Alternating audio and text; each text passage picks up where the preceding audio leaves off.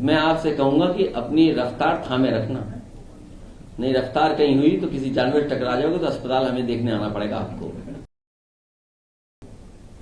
2014 में जो लोग आए थे वो 2024 में चले जाएंगे। आप बताइए बुलेट की कीमत क्या थी 40 साल पहले, 20 साल पहले जब उनकी सरकार बनी होगी? क्या बुलेट की कीमत रही होगी? मोटरसाइकिल की कीमत डीजल पेट्रोल की तो बढ़ी बड़ी है, लेकिन एक मोटरसाइकिल की कीमत क्या थी और आज मोटरसाइकिल की कीमत क्या है? गरीब नहीं खरीद सकता। इस इंडिया अलायंस में बहुत सी चॉइस है। आपको उम्र के हिसाब से चॉइस चाहिए तो उम्र के हिसाब से चॉइस है आपके पास, कम उम्र का चाहिए तो वो भी आपके पास है, ज्यादा उम्र का चाहिए वो भी है आपके पास, मुख्यमंत्री चाहिए वो भी है, पूर्व मुख्यमंत्री है वो भी है। फिर अगर आपको जाति के हिसाब से चाहिए हो, पिछड़ा चाहिए हो, अगड़ा चाहिए हो, दलित चाहिए हो, मुस्लिम चाहिए हो, वो भी हमारे पास है। तो हमारे पास कितनी चॉइस है, सोचिए आप। और मैं आपसे आज कह के जा रहा हूं 2014 में जो लोग आए थे वो 2024 में चले जाएंगे और यूपी की भूमिका सबसे महत्वपूर्ण होगी और सबसे बड़ी भूमिका होगी। जो मध्य प्रदेश में दिखाई दे रहा है, आप बताइए कहां बेरोजगारी पहुंच गई। यहां जब सरकार बीजेपी की बनी होगी तो डीजल पेट्रोल की कीमत क्या 40 रुपए रही होगी, और आज कीमत बताइए डीजल पेट्रोल की क्या है। जो मध्य प्रदेश खासकर मुरैना और आसपास का इलाका और राजस्थान, उत्तर प्रदेश का भी हिस्सा, ये सरसों का क्षेत्र है।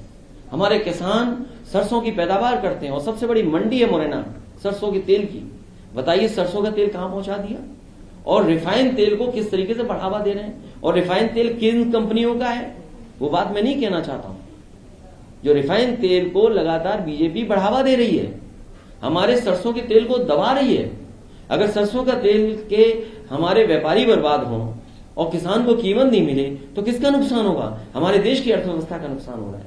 और ये लोग लगातार बढ़ावा दे रहे हैं। जो बात मैंने पहले कही थी कि गेहूं किन कंपनियों ने खरीद लिया, वही कंपनियां सरसों का तेल को खत्म करने के लिए रिफाइंड तेल का बाजार कब्जा कर रही हैं। इसलिए लड़ाई बड़ी है। इस बड़ी लड़ाई में हम आपका भी साथ चाहते हैं। और जो परिस्थितियां उत्तर प्रदेश में हैं, महंगाई कहां पहुंच गई, बेरोजगारी कहां पहुंच गई, अन्याय कहां पहुंच गया, क्या मध्य प्रदेश में नहीं दिखाई दे रहा? 20 साल हो गए, बताइए। अभी मैं कल ही अपने साथियों से पूछ रहा था, आप बताइए बुलेट की कीमत क्या थी 40 साल पहले, 20 साल पहले जब उनकी सरकार बनी होगी?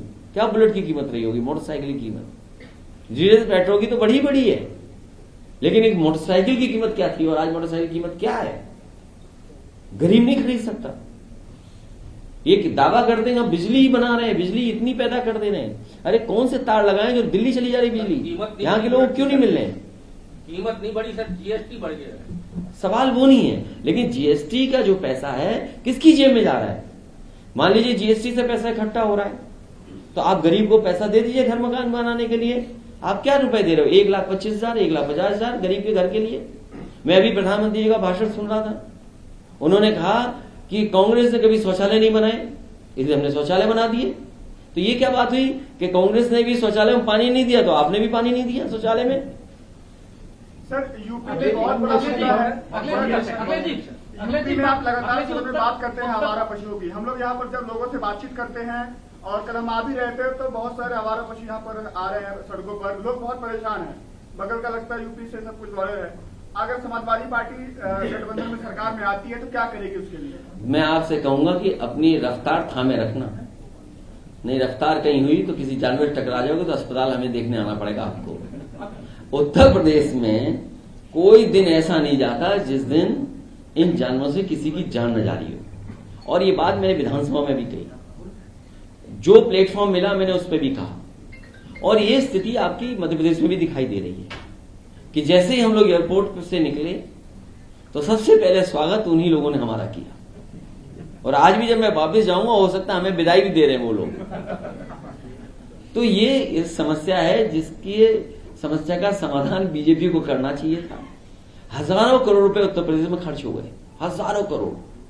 पता नहीं कहां जा रहा है वो हजारों करोड़ रुपया। और स्वाभाविक है यहां भी हजारों करोड़ रुपए खर्च हो रहे होंगे। तो जब इतना पैसा खर्च कर रहे हो तो आखिरकार इस समस्या का समाधान क्यों नहीं हो रहा?